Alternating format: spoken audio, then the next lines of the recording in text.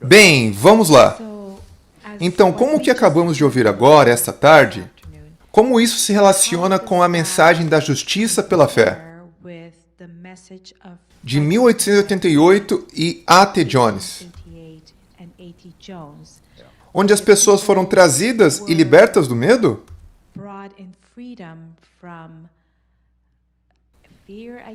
Eu penso, se você pudesse expandir sobre isso, número 1. E número 2, nosso propósito é reivindicar o caráter de Deus. Então, eu não quero me expressar de maneira errada. Deus precisa de nós? Sim, Deus precisa de nós. Eu vou falar sobre esse último ponto e depois voltaremos para o primeiro. Deus nunca opera independentemente do povo que Ele chama, porque Ele está em julgamento, lembre-se disso. Ele está em julgamento. Romanos 3:4 é muito importante. Deus está em julgamento nessa experiência. Portanto, se Ele não tiver testemunhas ao lado dele, como Ele pode ser reivindicado? Ele tentou fazer isso através de Israel, não foi? Eles deveriam ser as testemunhas do caráter de Deus para todo mundo.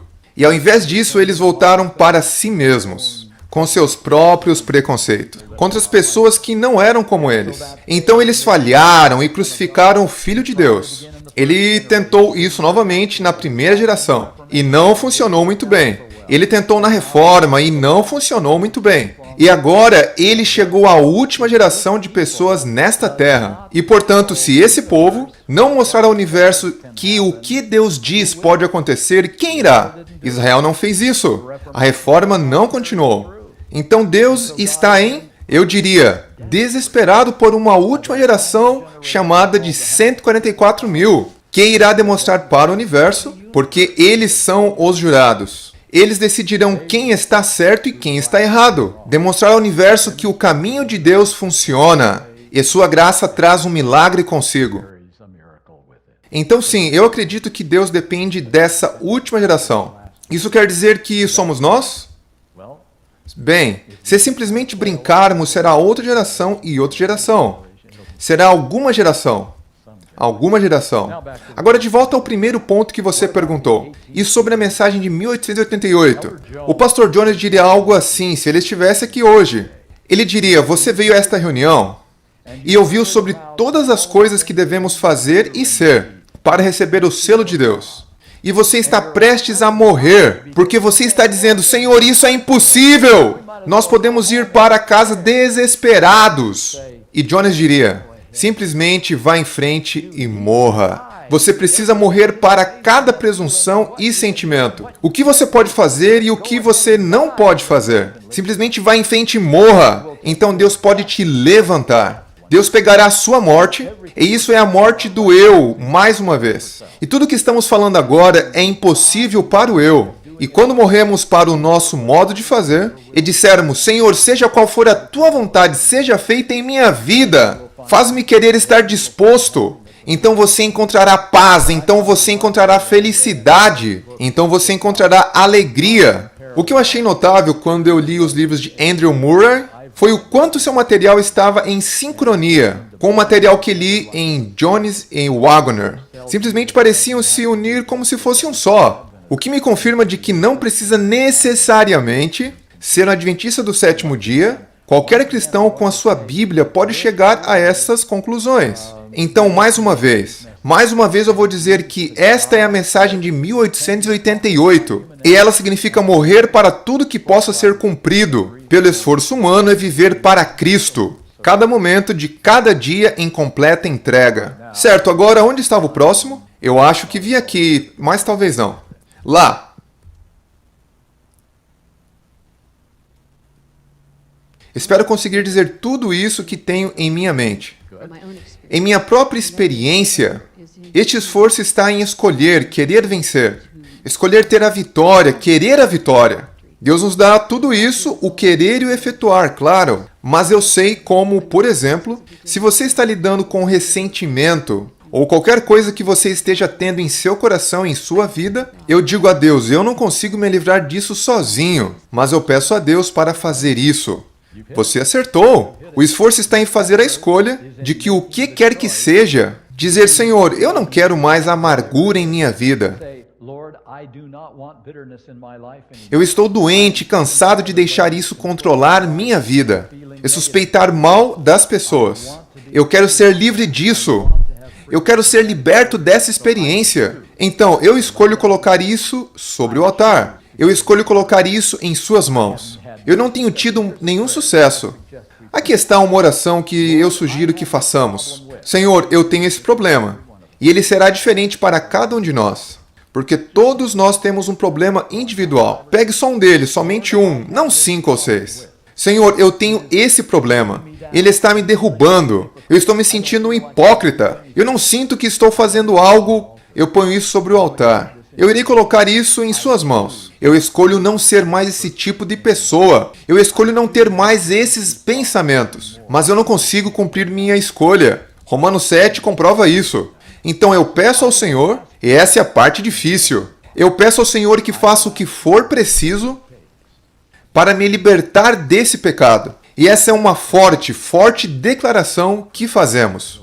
Se estamos realmente dispostos a fazer essa oração, faça o que for preciso, porque isso pode significar que teremos alguns problemas surgindo em nossa vida que não esperávamos. Talvez Deus terá de nos levar à doença, ou um acidente, ou a perca de um emprego, ou reprovação em um exame, para trazer-nos de volta e falarmos com Ele novamente. E permitimos Ele operar um milagre em nossas vidas. Nós não sabemos o que será, mas pediremos a Deus que faça o que for preciso para me livrar dessa maneira de pensar. Essa atitude que está destruindo minha vida. Então, até esse momento, estamos dizendo, eu escolho. Esse é o esforço. Realmente significa o que você diz. Vamos facilitar aqui. Se o problema é o abuso de álcool, eu escolho não ir em nenhum lugar perto do bar. Eu escolho evitar os corredores de bebidas na mercearia. Eu escolho não ir onde seja terreno do inimigo para mim.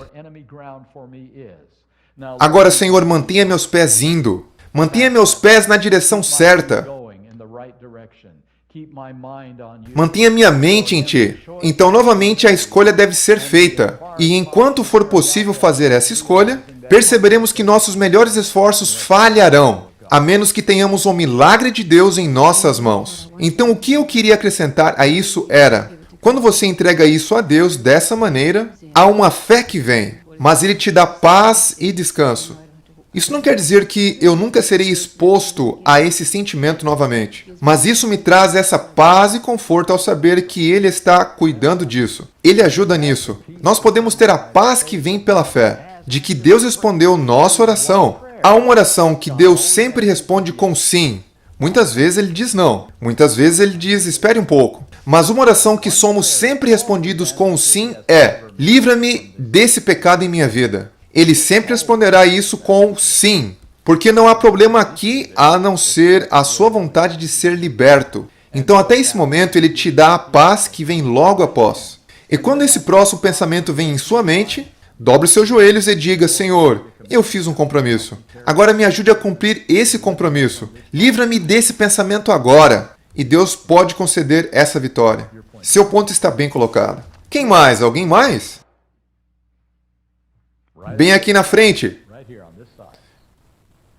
Levante sua mão para o alto para te encontrar. Muito bem.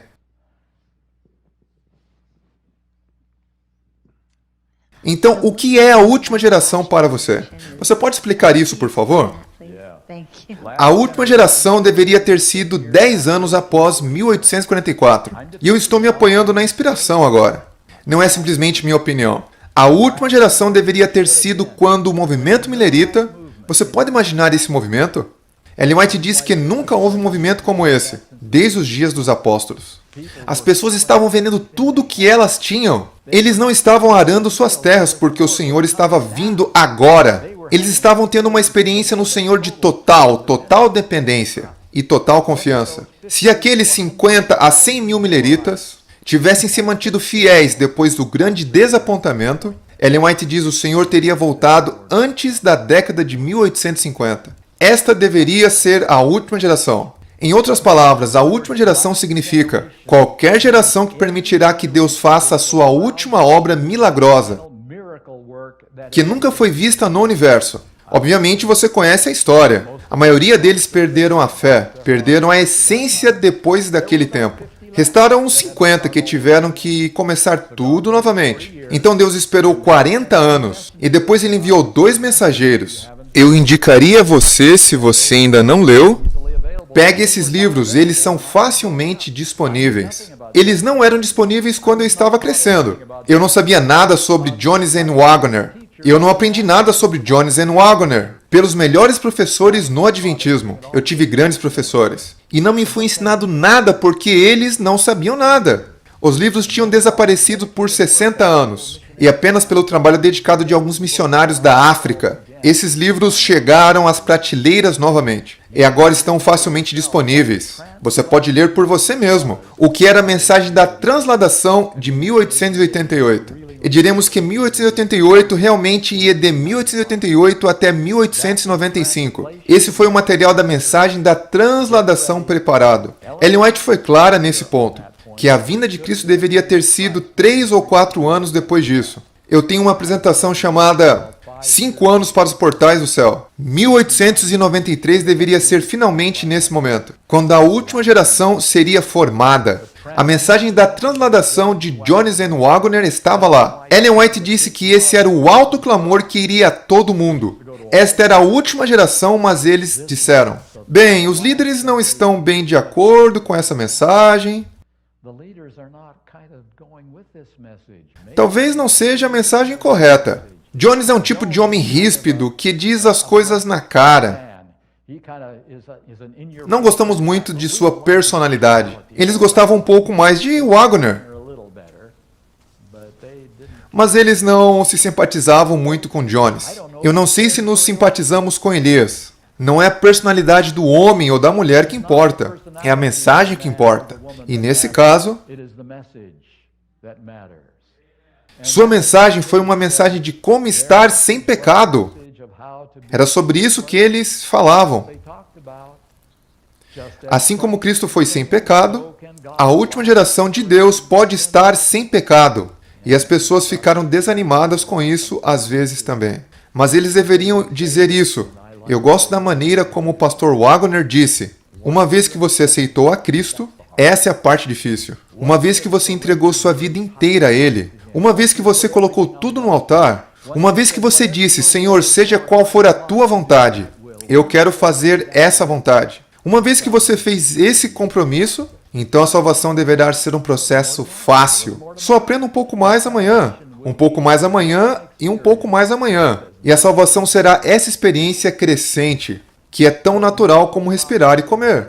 Então, em todo esse processo, eles disseram: não tenham medo de tornarem-se sem pecado. Deixem que Deus faça isso em seus corações e vejam o que acontece. E então essa mensagem foi dada. E novamente a oposição foi muito forte pelos líderes da igreja nesse tempo. Bons homens e mulheres, mas não vista claramente.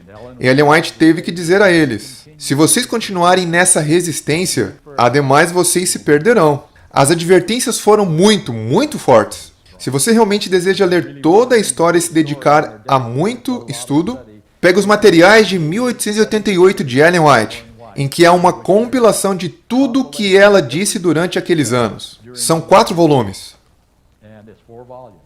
Isso mesmo. Então tome um tempo de estudo se você realmente deseja investir tempo. Mas lá você verá que a inspiração teve que dizer sobre a última geração do período de 1888. Então nós voltamos a um tipo de sonolência, fazendo as coisas que são boas, realizando reuniões evangelísticas, ganhando almas, estabelecendo sanatórios transformados, eu diria, em hospitais. Isso foi algo que fizemos durante esses anos, tornando nosso sistema educacional de acordo com a educação feita pelo mundo, em vez do modelo divino que Deus deu a Ellen White, e que foi manifestado em lugares como Emmanuel Missionary College por 2 anos, e depois Madison Institute, perto de Nashville. Depois todas desapareceram. Então começamos a fazer as mudanças. E essas mudanças não foram mudanças positivas durante esses 50 anos seguidos dessa mensagem. E aqui estamos hoje, por não aceitarmos a mensagem de 1888. Temos aceitado um tipo de evangelho evangélico, que entrou diretamente em nosso meio através de estudiosos evangélicos, que começou em meados de 1950. E não tivemos mudanças dessa posição.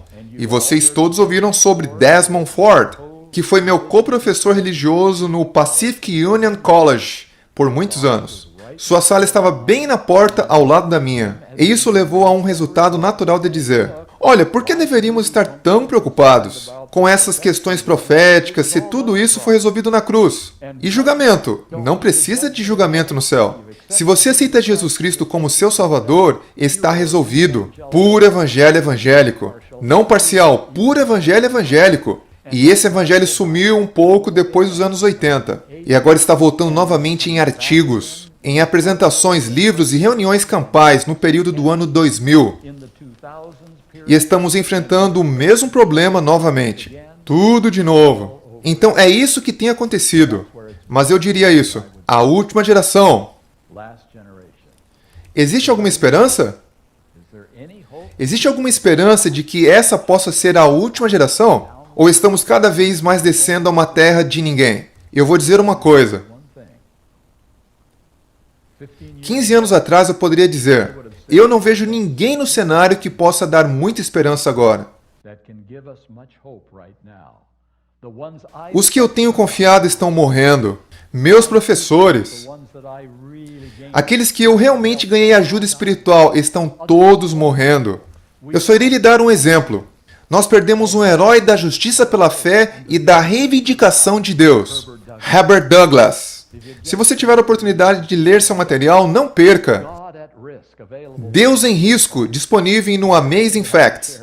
Ele fala tudo o que eu compartilhei este fim de semana. Então os heróis estão diminuindo, eles não estão mais lá. Alguns de nós estão ficando mais velhos também. E eu fiquei um pouco desanimado. Onde está alguém para tomar o lugar daqueles que estão partindo, desaparecendo, não estão mais lá para nós? Por volta de 10 a 15 anos atrás, eu vi algo que jamais teria imaginado que aconteceria. Bem aqui em Loma Linda, onde isso começou. Começou aqui. Logo ali, em um prédio bem no campus da Universidade de Loma Linda. Geração de Jovens para Cristo. Lembra que primeiro eles foram chamados de Conferência Geral? Conferência Geral de Jovens. E as pessoas disseram: isso é confuso, não pode ser. Então, Geração de Jovens para Cristo. E começou, e eu tive o privilégio de falar àqueles jovens. E de repente minha fé começou a aumentar. Eu vi algo lá que nunca havia imaginado antes.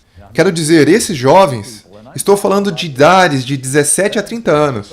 Esses jovens começaram a ver e entender coisas de uma maneira que eu sabia que eles não recebiam de seus professores. Eles não estavam obtendo isso dos livros que eles foram designados a ler.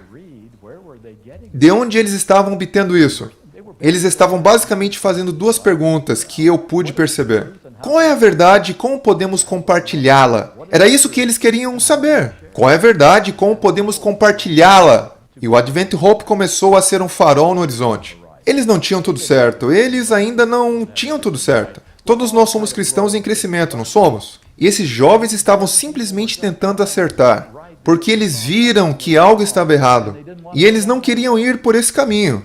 E eu comecei a ficar grandemente encorajado de que talvez a última geração poderia ser possível. Porque tem que ser uma combinação de gerações, não é? Não é só um homem ou uma mulher, jovem ou velho. É homem e mulher, jovem e velho, movendo-se juntos, com braços unidos e caminhando juntos. Então eu vejo, e eu vivi um bom tempo no Adventismo até agora. Eu vejo mais esperança agora de que essa pode ser a última geração que eu nunca vi em minha vida. Eu certamente não estava presente em 1888. Nós estamos há 120 anos depois disso. Eu não vi em minha vida. Eu fui adventista toda a minha vida. Eu estive em igrejas adventistas, escolas adventistas. Eu estive envolvido no adventismo desde o primeiro dia. Eu nunca vi nada semelhante ao que estou vendo hoje. Eu tenho mais esperança hoje do que nunca tive em minha vida, de que essa possa ser a última geração. Meu testemunho. Mais um, bem ali. Falando sobre a última geração, podemos fazer um paralelo disso com os rápidos eventos proféticos que estão acontecendo hoje? Sim, em outras palavras, podemos ver isso talvez como sendo algo um pouco mais positivo? Essa possa ser por causa do que está acontecendo. Ou isso é independente? Os eventos proféticos são independentes disso? Não são. Aqui está o que eu sugiro para você. Não fique olhando para o que está acontecendo em Roma, como sinal de que Jesus irá voltar. Não fique olhando para o que está acontecendo em Washington, D.C., como um sinal de que Jesus irá voltar. Não é isso que determinará a segunda vinda de Cristo.